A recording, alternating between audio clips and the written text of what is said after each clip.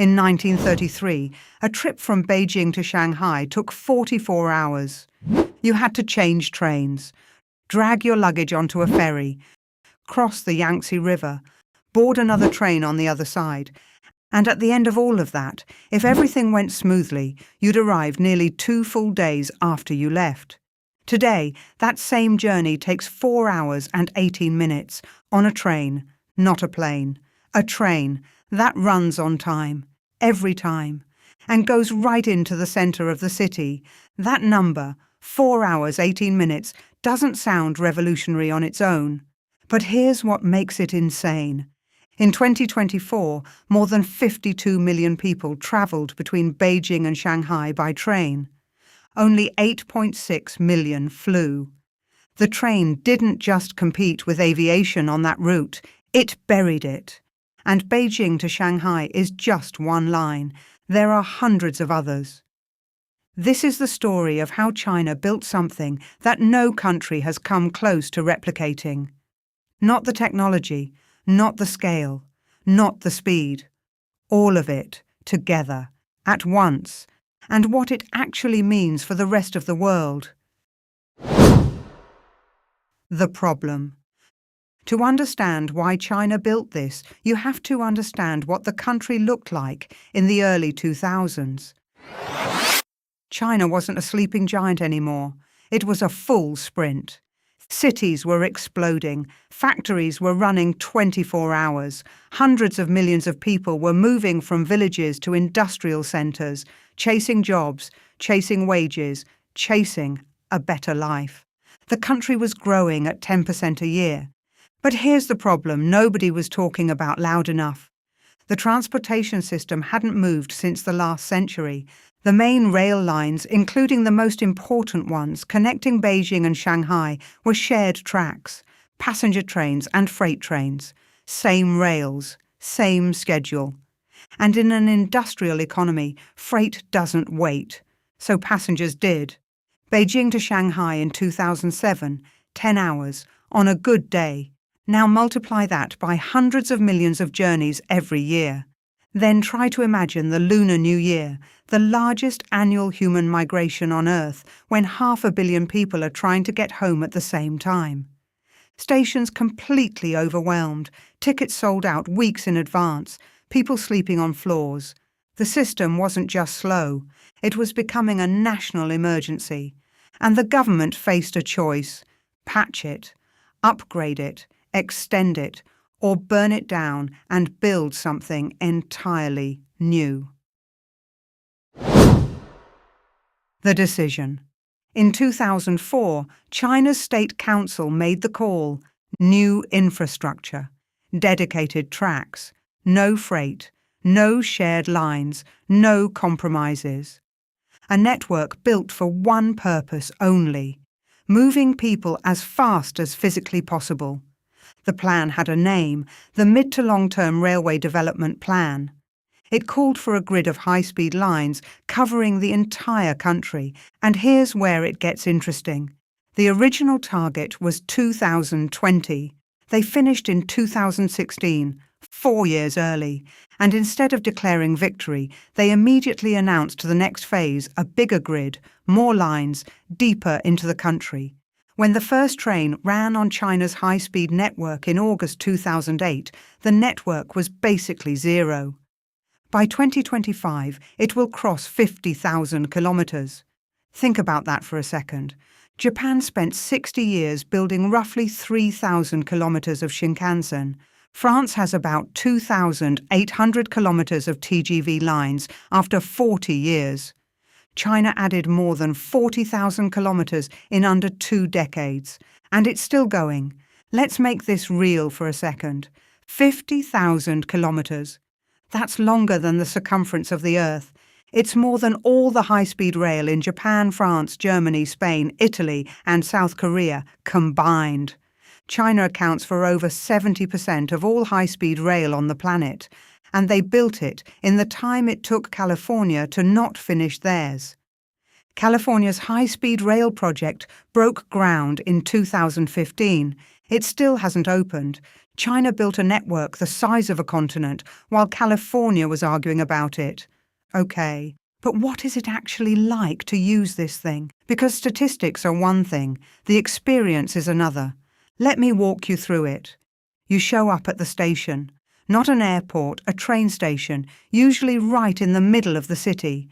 Beijing South is a 15-minute subway ride from Tiananmen Square. Shanghai Hongqiao is connected directly to the metro grid. You walk in. There's a security check, a few minutes max, no shoes off, no laptops out, no drama. You find your seat, it's assigned, no scramble, no overhead bin wars. The train departs, on time, not approximately on time, not within 15 minutes, on time. And then 350 kilometers per hour. Here's the thing about 350 kilometers per hour that nobody tells you. You don't feel it. The ride is so smooth, so quiet that people fall asleep. They open laptops, they eat lunch, there are kids running around. Outside the window, the countryside dissolves into something that almost looks like CGI. Too fast, too fluid, too controlled to look real. But inside is calm. At that speed, Beijing to Shanghai takes 4 hours and 18 minutes on the fastest service. And when you arrive downtown. No 45-minute taxi from an airport in the suburbs. No baggage carousel. No shuttle bus. You walk out of the station and you're in the city. Here's the honest math. A flight from Beijing to Shanghai is 2.5 hours in the air, but you need to be at the airport 90 minutes early. Then you land 30 kilometers outside the city. Then you wait for a taxi or a metro connection. Door to door, you're looking at 5-6 hours on a good day. The train is 4 hours 18 minutes, city centre to city centre. The train wins. And 52 million people figured that out in 2024 alone. Now, how did China actually build this? Because the technology didn't come from nowhere. And this part of the story is more complicated than the official version. In the early 2000s, China's engineers could build fast trains, but not reliably. Not at the level you'd need for a national network. So the government did something smart and a little ruthless. They opened the market to foreign companies. Bombardier, Siemens, Alstom, Kawasaki, they all came in. And the deal was simple. You want access to China's billion-person market? Fine. But you're going to teach us how to build your trains first. Technology transfer agreements, blueprint sharing, joint ventures. The foreign companies agreed because the market was too big to walk away from. And China's engineers absorbed everything. Within a decade, they weren't just building trains based on foreign designs, they were building better ones. The Fuxing, meaning rejuvenation, launched in 2017, entirely Chinese, runs at 350 kilometers per hour commercially, has hit 487 kilometers per hour in testing. And in December 2024, they unveiled the CR450 prototype. 400 kilometers per hour operating speed, 10% lighter than the previous generation, designed to enter service on the Beijing-Shanghai line by 2026. The fastest commercial train on Earth, not someday, now. And then there's the maglev. In July 2025, China officially unveiled a train that uses magnetic levitation to reach 600 kilometers per hour. No wheels on rails, no friction, no noise. If that enters commercial service, and it's on track to within the decade, the Beijing-Shanghai journey doesn't take 4 hours. It takes 2.5. The tension. It's not all a triumph. Okay, here's where the story gets complicated. Because if this was just a success story, it wouldn't be interesting. The system has a problem, a big one. The debt. China's national railway operator is sitting on approximately $870 billion in accumulated debt. That's not a typo, $870 billion. And on many of the newer lines, especially those running through less populated western provinces, the trains are running nearly empty. There are videos online of bullet trains at full speed, stopping at gleaming stations where literally nobody is waiting on the platform. A Chinese academic from the Academy of Sciences, someone inside the system, published an essay calling out what he described as a disregard for basic economic logic. His argument, the political drive to build had completely overtaken the question of whether any of this made financial sense. And there's something even more uncomfortable underneath all of this. Some analysts have pointed out that the acceleration of China's high-speed rail construction in the 2000s happened to coincide exactly with a massive oversupply of Chinese steel. China went from producing 31% of the world's steel in 2005 to 50% by 2015. And one of the biggest domestic consumers of that steel, high-speed rail. So the question that nobody in the official narrative asks is, was this built to move people or to consume steel and keep factories running? The honest answer is probably both. And that's a very different story than the one China tells about itself. The California comparison. Let me give you a comparison that puts the debt in perspective. California's high-speed rail project connecting Los Angeles and San Francisco broke ground in 2015. Current cost estimate, over $100 billion for a 500-mile route. That's roughly $120 million per mile. China builds high-speed rail at about $20 or $30 million per mile, 4 to 6 times cheaper, and California still hasn't opened a single kilometre. The debt China carries is real, but so is the 50,000-kilometre network that actually exists and actually works. Here's the thing that the debt debate misses. Nobody asks if a highway makes money. Nobody demands that an electrical grid turn a profit. Because infrastructure isn't a product. It's a platform, and platforms don't show their value in the first year, or the 5th. They show their value in what they make possible. When 2 cities are connected by a 90-minute train ride, businesses stop treating them as 2 separate labour markets. Workers stop thinking of one city as too far. Investors start looking at corridors instead of dots on a map. The Pearl River Delta, Guangzhou, Shenzhen, and the surrounding cities now functions as a single economic zone because of high-speed rail. The Yangtze River Delta around Shanghai, same story.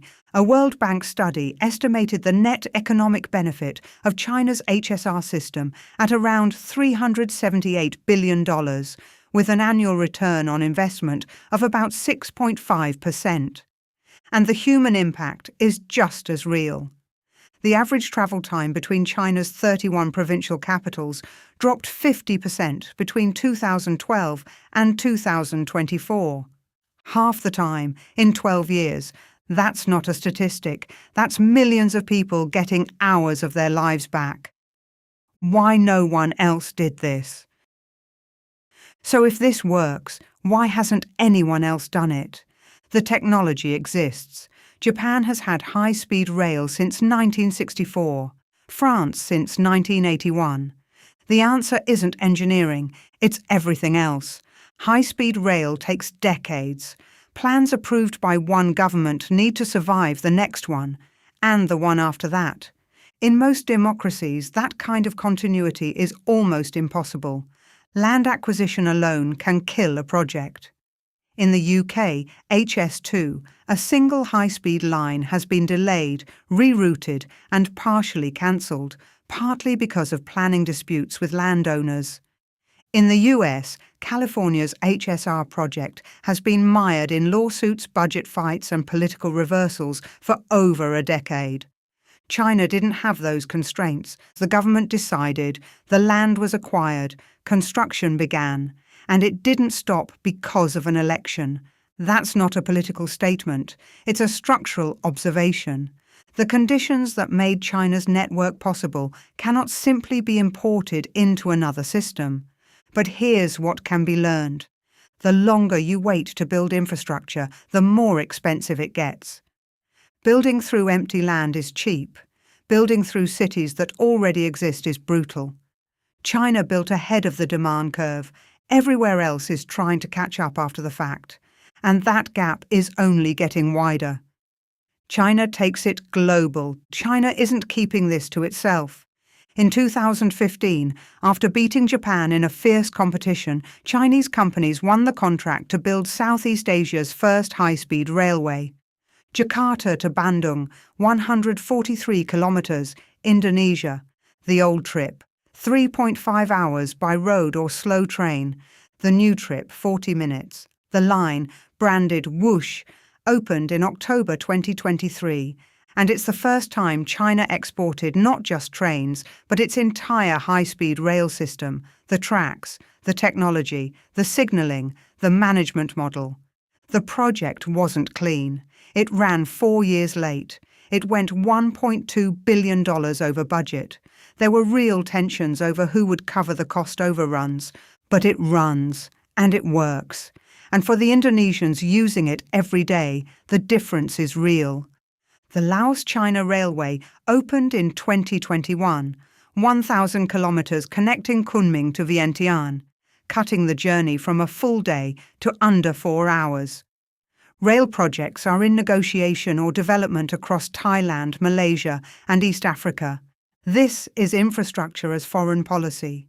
You build the railway, you sell the trains, you train the engineers. And a decade later, your technology is embedded in the backbone of another country's economy. Japan understood this playbook. Now China is playing it at a scale Japan never could. What comes next? The plan doesn't stop. By 2035, China wants 70,000 kilometers of high-speed rail. That's another 20,000 kilometers on top of a network that already breaks every record. The CR450, the next-generation train, 400 kilometers per hour operating speed, is expected on the Beijing-Shanghai line by 2026. And the maglev, presented publicly in July 2025, could cut that route from 4 hours to 2.5. At that point, the line between taking the train and being teleported starts to blur. Let's come back to 1933, 44 hours from Beijing to Shanghai, luggage on a ferry, 2 trains, a river crossing, 2 full days of your life every time. Today, 4 hours, 18 minutes. That's not just faster transportation. That's a different relationship with distance. And distance shapes everything. Where you can afford to live, where you can work, who you can see, what feels possible. When you change how people move, you change how they think about what's near and what's far. You change which risks feel worth taking. You change the geography of opportunity. China built a machine that did this for 1.4 billion people. Not perfectly, not without debt, or empty stations in the West, or questions about who this was really built for. But it built it. And here's what that should make the rest of the world think about. Every country has infrastructure it delayed. Every country has the railway not built, the grid not upgraded, the connection not made. And every year that passes, it gets harder and more expensive.